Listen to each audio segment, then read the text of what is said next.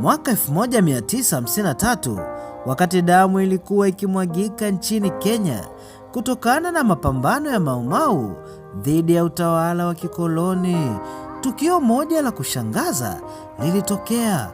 Sultani wa Zanzibar, Khalfa bin Laub, alionekana akiwa amesimama mbele ya wanajeshi wa Uingereza akiwa anakagua na kuwasalimia.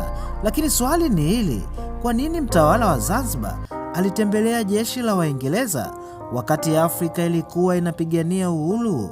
Wakati huo Kenya ilikuwa katika kipindi kigumu sana. Waasi wa Mau Mau walikuwa wameendesha mapambano makali dhidi ya Waingereza wakidai ardhi, haki na uhuru. Utawala wa kikoloni ulikuwa umeweka hali ya hatari nchini humo na maelfu ya wanajeshi walitumwa kukabiliana na waasi.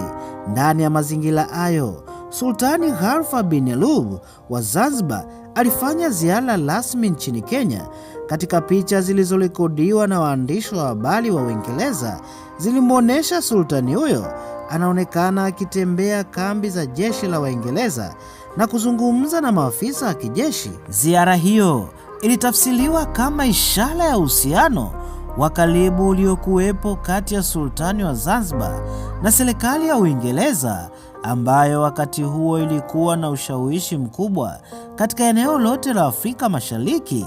Ingawa Zanzibar ilikuwa na utawala wake wa kisultani, Uingereza ilikuwa na nafasi kubwa katika masuala ya kisiasa na kiusalama wa eneo hilo. Kwa hiyo ziara hiyo ilikuwa na umuhimu wa kisiasa na kidiplomasia zaidi kuliko wa kijeshi. Leo picha hizi zimebaki kuwa kumbukumbu muhimu za kipindi cha mwisho cha ukoloni Afrika Mashariki. Lakini wewe unafikiri nini?